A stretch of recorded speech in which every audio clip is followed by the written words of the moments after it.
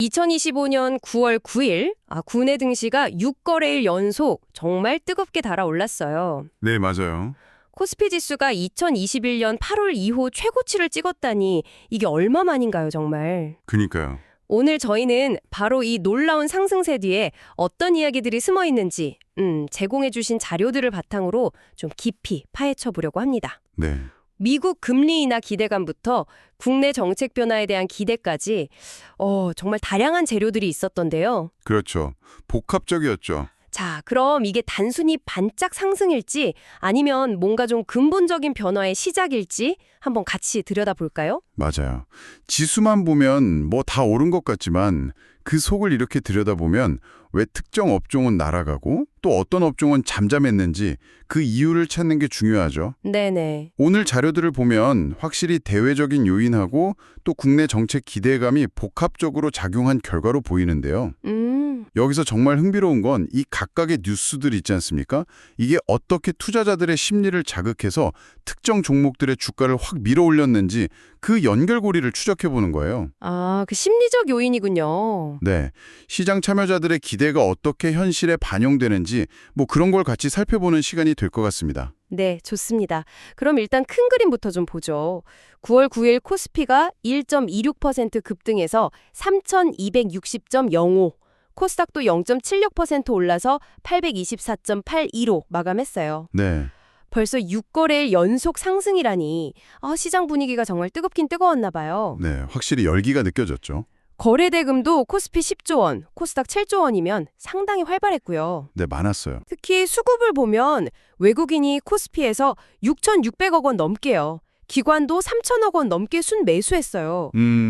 둘이 합쳐 거의 1조 원 가까운 사들인 건데 반면에 개인 투자자들은 반대로 1조 원 넘게 순매도했네요. 이 점은 어떻게 해석해야 할까요? 그 점이 오늘 시장의 특징을 아주 잘 보여주는 부분이에요. 외국인하고 기관, 소위 큰손들이 시장 상승을 주도했다는 거죠. 큰 손들이? 네, 이건 말씀하신 것처럼 미국의 금리 인하 가능성 같은 거시적인 환경 변화에 대한 기대감, 그리고 오늘 좀 집중적으로 다룰 국내 주식 양도세 완화 기대감 같은 정책 변수, 이게 함께 작용한 결과로 풀이할 수 있어요. 그렇군요. 근데 재미있는 데이터가 하나 더 있는데 투자자들이 증권계좌에 맡겨둔 돈이 있잖아요. 그 고객 예탁금. 네, 예탁금이요? 그건 오히려 약 9,600억 원 줄었어요. 줄었어요. 네. 그런데 빚내서 투자하는 신용융자 잔고는 약 700억 원 늘어서 22조 2,200억 원을 넘었고요. 그건 좀 의외네요. 예탁금은 줄었는데 신용융자는 늘었다. 그럼 시장 전체의 유동성이 막 넘쳐난다기보다는 뭐랄까 레버리지를 활용한 좀 적극적인 베팅이 늘었다? 이렇게 봐야 할까요? 그렇죠. 시장의 열기는 분명 살아있는데 그 방식이 다소 좀 공격적으로 변하고 있다는 신호일 수 있어요. 물론 코스피에서 상승 종목이 590개, 하락 종목이 289개니까 2배 이상 많았고 코스닥도 상승 947개, 하락 649개를 크게 웃돈 걸 보면 투자 심리 자체는 전반적으로 회복된 게 맞아요. 네, 심리는 회복됐는데 네, 그런데 레버리지 증가는 항상 좀 유의해서 봐야 할 지표입니다. 그렇군요. 알겠습니다.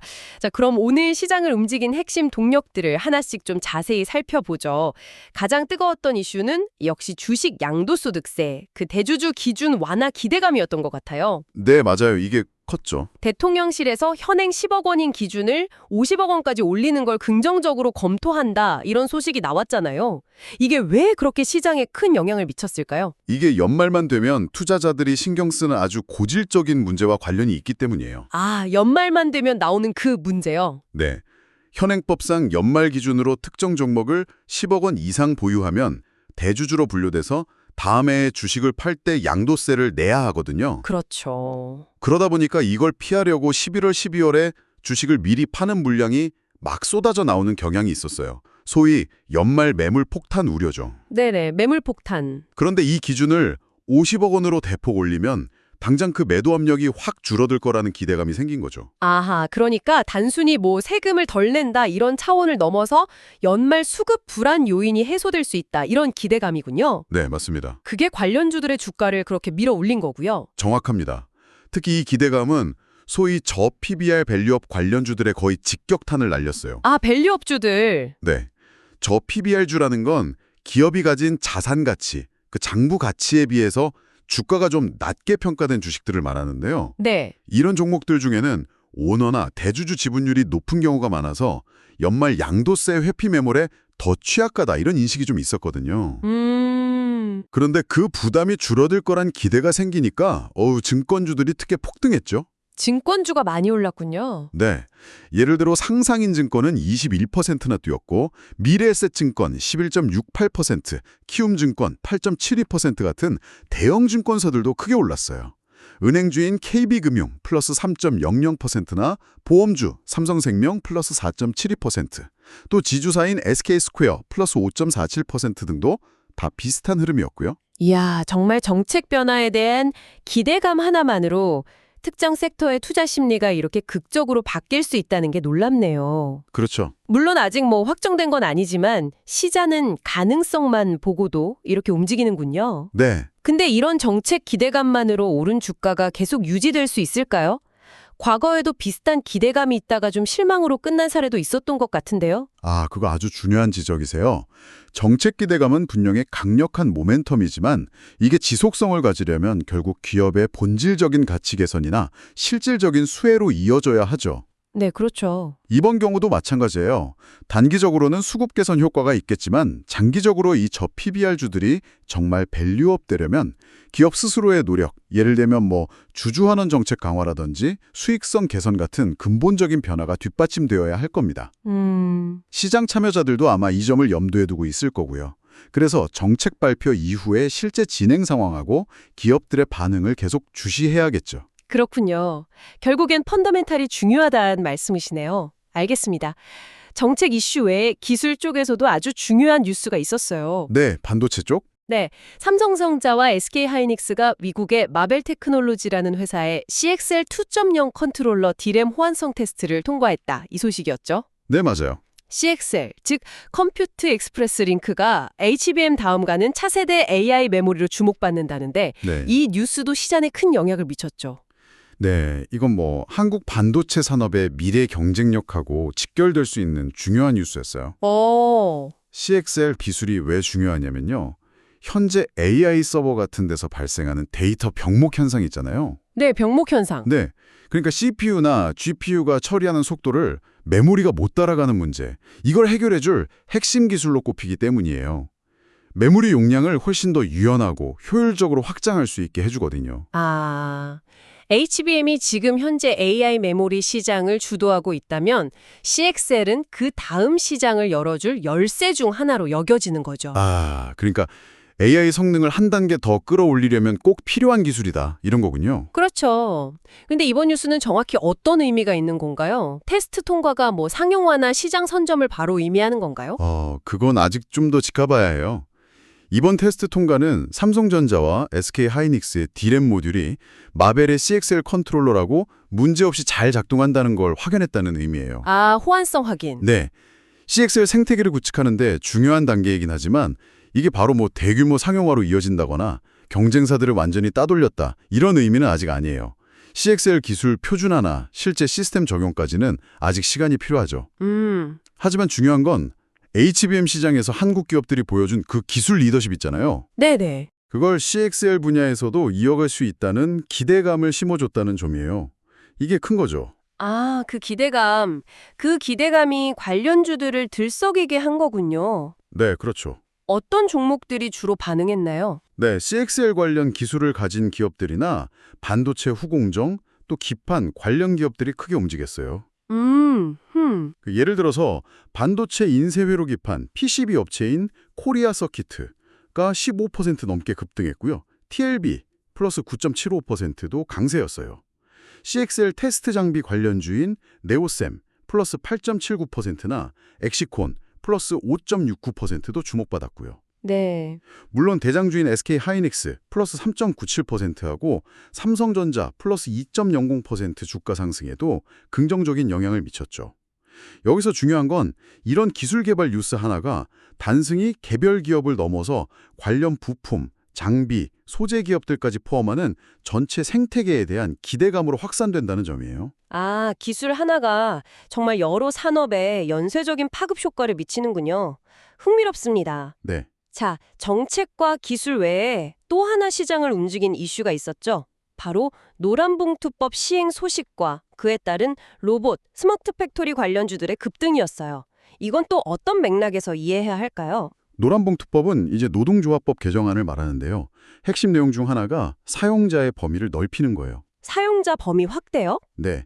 기존에는 주로 직접 고용한 원청 기업에게만 노동조합 관련 책임이 집중됐는데 개정안은 하청 노동자의 노동 조건에 실질적인 영향력을 행사하는 원청 기업도 사용자로 볼 수 있도록 그 여지를 넓혔어요. 아, 이렇게 되면 기업 입장에서는 노무 관리 부담이나 잠재적인 파업 리스크 같은 그런 노무 리스크가 파질 수 있다. 이런 해석이 나온 거죠.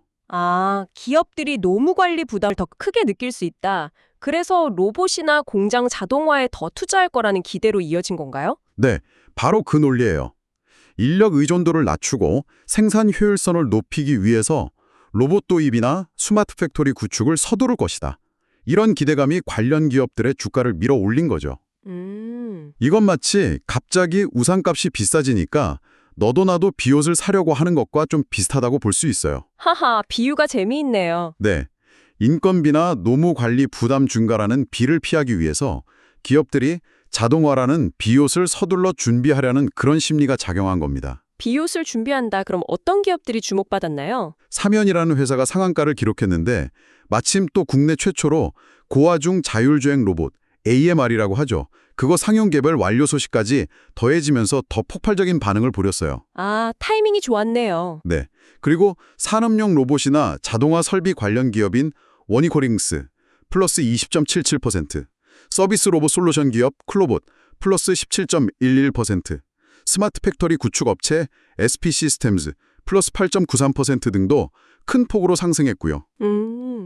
이런 현상은 법이나 제도 변화가 어떻게 특정 산업의 구조 변화나 기술 도입을 가속화하는 촉매제가 될 수 있는 좋은 사례라고 할 수 있습니다. 정말 다양한 이슈들이 얽히고 설켜서 시장을 움직였네요. 이 외에도 좀 주목할 만한 움직임이 있었나요? 네, 몇 가지 더 있었어요. 철강주들은 정부의 주택 공급 확대 정책 발표하고 함께 그 철강 산업 지원을 위한 K스틸법 제정 기대감이 맞물리면서 강세를 보였어요. KND 플러스 19.43%, 금강공업 플러스 12.93% 등이 대표적이죠. 네. 또 내년부터 페트병 만들 때 재생원료를 의무적으로 사용해야 한다는 소식에 탈플라스틱 관련주들도 잠시 주목받았고요. 그것도 있었군요. 네. 반면에 그동안 좀 잘 나갔던 조선 및 조선기자재 일부 종목이나 제약바이오 종목들은 단기 급등에 따른 차익 실현 매물이 나오면서 좀 조정을 받았어요. 네. 통신주도 KT 관련 조사 소식 때문에 약세를 보였고요. 시장 전체 지수는 올랐지만 이렇게 섹터별, 테마별로는 명암이 엇갈린 하루였습니다. 맞아요. 특히 조선기자재주는 좀 흥미로웠던 게 전반적으로는 차익 매물이 나왔다고 하셨는데 일부 종목은 오히려 급등했더라고요. 네네, 그랬죠. 마스카 프로젝트 기대감 때문이라던데 이건 뭔가요? 그게 좀 특이한 부분이었어요. 마스카는 한미 양국 간 조선업 힘독 프로젝트로 알려져 있는데 아직 구체적인 내용이나 참여 기업, 수혜 규모 이런 것들이 전혀 공개되지 않은 상태예요. 아직 구체적인 건 없군요. 네. 그런데도 시장에서는 그냥 막연한 기대감만으로 관련이 있을 법한 기업들의 주가가 급등하는 현상이 나타났어요. 허허. 예를 들어서 대선조선의 관계사로 부각된 동일스틸럭스가 상한가 30%를 기록했고 선박 부품업체인 일승 플러스 22.97%, 용접 재료업체 조선선제 플러스 20.53% 등도 크게 올랐어요. 이야. 이건 아직 실체가 불분명한 기대감이 얼마나 강력하게 주가에 선반영될 수 있는지를 보여주는 사례죠. 네. 투자자 입장에서는 이런 테마에 접근할 때 더 신중할 필요가 있다는 점을 시사하기도 하고요. 그렇군요. 실체가 없는 기대감은 언제든 꺼질 수 있으니 주의가 필요하겠네요. 맞습니다. 또 눈에 띄는 개별 종목 움직임은 없었나요? 뇌영상 분석 소프트웨어 기업인 유로핏 플러스 19.76%는 일본 의료센터하고 공급 계약을 체결했다는 개별 호재 덕분에 급등했어요. 개별 호재군요. 네. 이런 건 시장 전체 흐름하고는 별개로 기업 자체의 성과가 주가에 반영된 경우죠. 또 아까 잠깐 언급했던 워닉홀딩스 플러스 20.77% 같은 경우는 반도체 장비, 지주사, 로봇 테마 등 여러 이슈에 걸쳐서 수혜를 받으면서 더 큰 폭으로 오른 케이스고요. 네, 여러 테마에 걸쳐 있었죠. 네, 이렇게 보면 시장 전체를 움직이는 큰 흐름도 중요하지만 개별 기업의 뉴스나 계약 소식, 혹은 뭐 특정 테마 편승 여부 같은 미시적인 요인들도 주가에 정말 큰 영향을 미친다는 걸 알 수 있습니다. 청취자 당신께서 보시기엔 오늘 이런 개별 종목들의 움직임에서 어떤 점이 특히 눈에 띄셨나요? 글쎄요, 정말 다양한 요인들이 작용했네요. 정리해보면 9월 9일 우리 증시는 큰 틀에서는 양도세 완화 기대감이라는 정책 변수, 그리고 CXL이라는 차세대 기술 기대감, 또 노란봉투법 시행에 따른 산업 구조 변화 가능성, 이 세 가지 축이 시장을 강하게 밀어올렸다, 이렇게 볼 수 있겠군요. 네, 핵심 동력이었죠. 특히 정책과 기술이라는 키워드가 시장의 핵심 동력이 된 하루였던 것 같습니다. 자, 그럼 이 모든 흐름이 우리에게 시사하는 바는? 오늘 시장은 몇 가지 중요한 점을 아주 명확하게 보여줬어요. 첫째, 정부 정책의 방향이나 변화 가능성이 투자 심리에 얼마나 즉각적이고 강력한 영향을 미치는지 다시 한번 확인시켜줬습니다. 네. 둘째, HBM에 이어서 CXL 같은 차세대 기술 선점 경쟁이 앞으로 반도체 산업과 관련 생태계에 얼마나 중요한 동력이 될지를 예고했고요. 셋째, 노동 관련 법규 변화 같은 사회, 제도적 요인이 기업들의 투자 결정이나 산업 구조 재편에 어떤 영향을 미칠 수 있는지 보여줬습니다. 그렇죠. 마지막으로 이런 거시적인 테마 속에서도 개별 기업의 실적이나 뉴스, 심지어 아직 불확실한 프로젝트에 대한 기대감만으로도 주가가 크게 움직일 수 있다는 점, 즉 거시와 미시 분석 모두가 중요하다는 것을 깨닫게 해준 하루였습니다. 네, 오늘은 6거래일 연속 상승하며 4년여 만들 최고치를 기록한 국내 증시의 뜨거운 열기 속으로 함께 들어가 봤습니다. 양도세 완화 기대감이 불을 지핀 금융주부터 CXL, 로봇 같은 미래 기술 테마까지 정말 다양한 동력들이 어떻게 시장을 움직였는지 살펴볼 수 있었네요. 오늘 저희와 함께 이 흥미로운 시장 분석 여정에 동참해 주셔서 감사합니다. 네. 오늘 이야기 나눈 것처럼 정책 기대감이나 기술 관련 뉴스가 시장을 크게 움직이는 것을 보셨는데요. 앞으로 우리가 계속 지켜봐야 할 질문은 이것인 것 같습니다. 이런 기대감들이 과연 얼마나 또 어떤 방식으로 현실화될 것인가? 현실화 가능성. 네. 그리고 그 과정에서 또 다른 변수는 없을까? 예를 들어 양도세 완화가 실제로 발표된다면 그 효과는 예상만큼 클지 아니면 이미 주가에 다 반영된 것일지 CXL 기술은 언제쯤 우리 일상에 영향을 미치기 시작할지 또 마스카 프로젝트처럼 아직 베일에 쌓인 기대감은 과연 어떤 실체로 드러낼지 이런 질문들을 계속 품고 시장을 바라보신다면 앞으로의 변화를 이해하는 데 더 큰 도움이 될 거라고 생각합니다. 좋은 질문이네요. 계속 지켜봐야겠습니다. 마지막으로 한 말씀 드리자면요. 오늘 저희가 나눈 이야기들은 시장의 흐름을 이해하는 데 참고가 될 수 있는 정보 제공을 목적으로 합니다. 네. 하지만 투자는 항상 스스로의 판단과 책임하여 신중하게 이루어져야 한다는 점을 꼭 기억해 주셨으면 해요. 그렇죠. 가장 중요한 부분이죠. 네. 시장 상황은 언제든 변동될 수 있고 저희가 제공한 정보가 모든 것을 담보하지는 않습니다. 투자를 결정하시기 전에는 반드시 충분한 정보를 직접 확인하시고 필요하다면 전문가의 도움을 받는 것도 좋은 방법입니다.